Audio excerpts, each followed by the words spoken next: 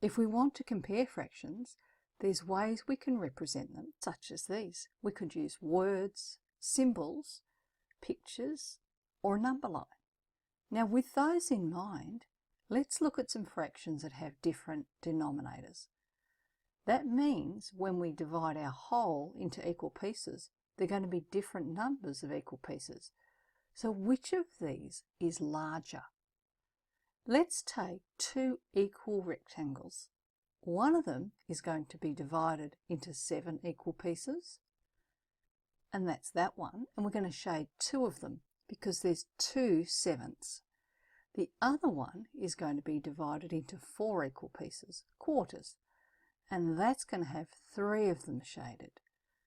Now we can see how they compare to each other.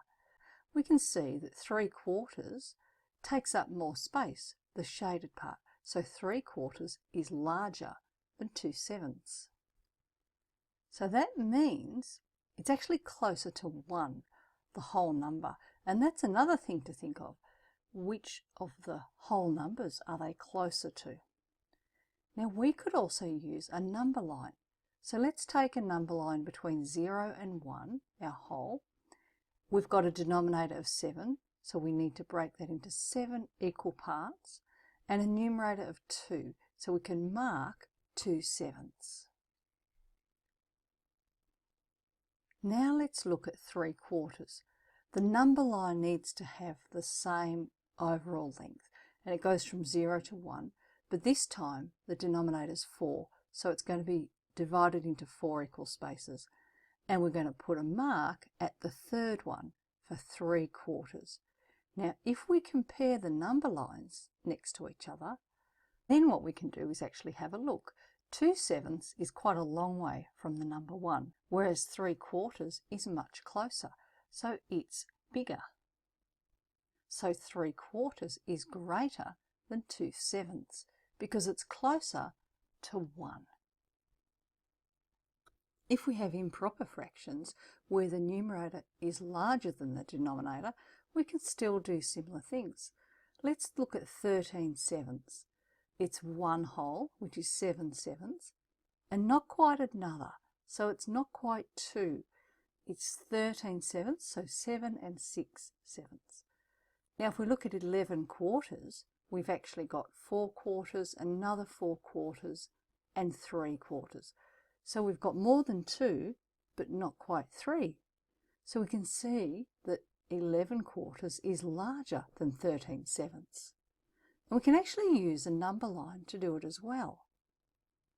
Now our number line goes from 0 to 3. Now if 13 sevenths is about there, and 11/4 is about there. So you can see it's further to the right on our number line, which means it's larger. Now we can also use the number half as our benchmark. In this case, we want to work out if 2/5 or 4 sevenths is the smaller fraction. Now let's put our number line from 0 to 1 and mark half. If we think of 2/5, whereabouts is that? Is it less than half or more than half?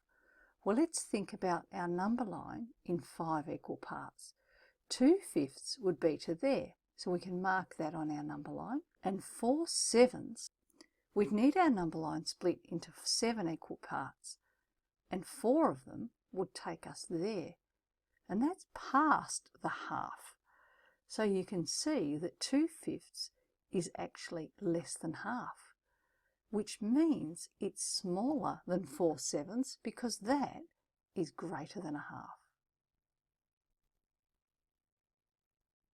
Now we've got these different methods we've been using. We've got our words and our improper fraction written in numbers. We can also think of that as 1 3/5, and you can use pictures to represent them, and number lines as well, and all of those ways help you compare fractions.